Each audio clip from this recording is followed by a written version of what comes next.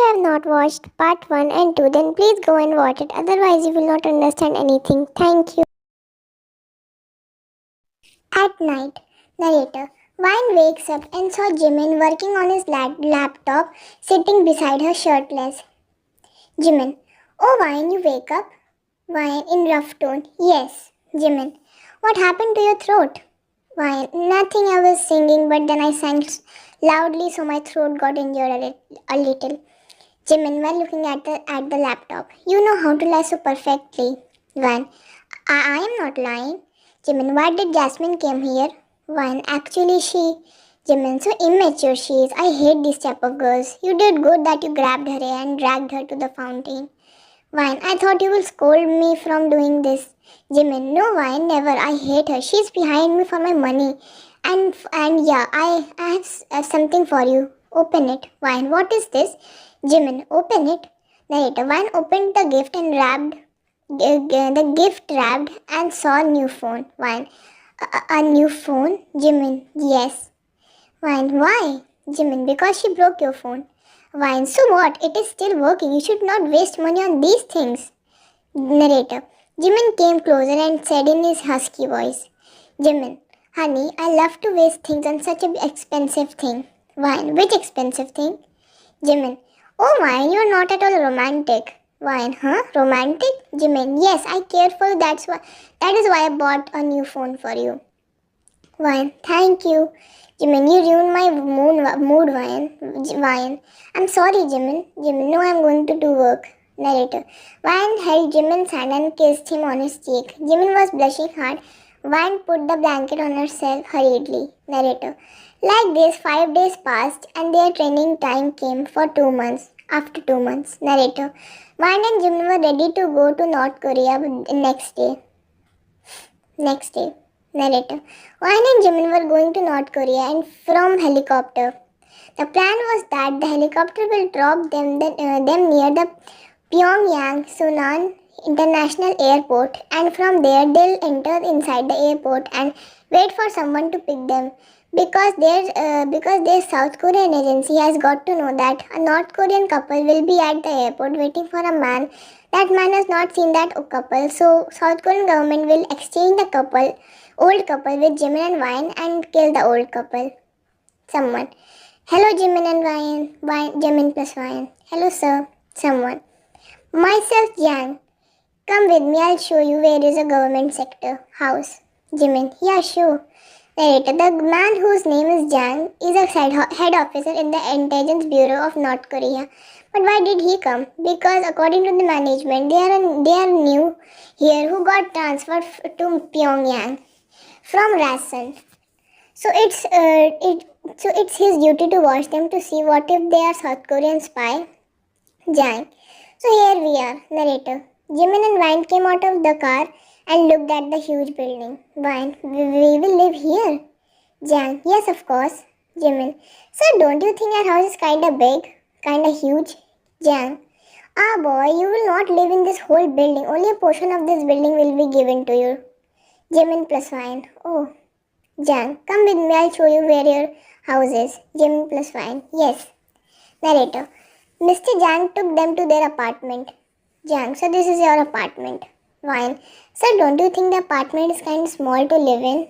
Jang, girl, only you both will live here. Then why are you asking this? For you both, this house is huge. Vine plus Jimin, yes. Jang, so this is the bedroom. Vine whispering to Jimin, it doesn't look like bedroom. Jimin whispering back, yes, you are right. Jang, and then this is your kitchen. Vine, kitchen? Jang, yes, any problem? Vine, no, it's fine. Jang, and then this is your bathroom. Jimin, so don't you think the bathroom is way too small? Jang, boy, you are telling me the bathroom is small. Ha, I've seen bigger spaces in a fish can. Vine, you have lived in a fish can, sir? Narrator, Jimin covered his mouth with his hands and was laughing silently. Jang, clearing throat. Let's move on. Narrator, Jimin looked from the balcony and saw no car going on the road, and he also saw that his building and the other houses were looking so different. Like in the front, The houses are from different country, but he just sighs and said something. And I asked something. Jimin. So from when we are going to join IB center? Jang. Not we, I. Ryan. Huh? Means? Jang. Only Jimin will come to IB. And IB center. And Ryan, you will be at home and do work from home. Jimin while clearing his throat. Sir, what are the timings? Jang, the narrator. Mr. Jang was going to tell something, but then he got a call from officer. Jang, yeah. Oh, sir wants to meet him. Okay, say sir that I'm coming in a minute. Yes. Narrator. He hung up the phone and said to Jimin. Jang, Jimin, come with me. Jimin, where sir? Jang, to Kim Jong-un's sir's office. He wants to meet you once. Narrator. After hearing this, Jimin was kinda scared because he thought that what if he asked something about North Korea and that he doesn't know? Jimin. Sir, you go, I'm coming in a minute. Jang. Okay. Narrator. After Mr. Jang was gone, Jimin asked something to Ryan. Jimin. Ryan, is it safe to go and meet him? Ryan. Yes, you have to go because then they will go suspicious on us. Jimin. I'm scared. Ryan. Don't be scared. See, the GPS is inserted inside your and my hand, right? Jimin. Yes. Ryan. So I will got to know your location and your location, and my location will also be knowing to us government South Korea. They can hear every word we are saying right now. So don't be scared. Jang. Jimin, we should go now. Jimin. Oh yes, let's go. Narrator. Jimin sat inside the car and looked at Van and then drove off to the office. At the office. Narrator. Jimin entered and saw so many frames of Kim Jong-un's great-grandfather and some other ancestors. Jang. Sir, may I come in? Jong-un. Yes, come in. Jang. Sir, you asked me that you wanted to meet Jimin. Here he is. Narrator. Jimin greeted him. He looked at Jimin suspiciously and he said something. Jong-un. What's your age? Jimin. 25. Jong-un. Young boy.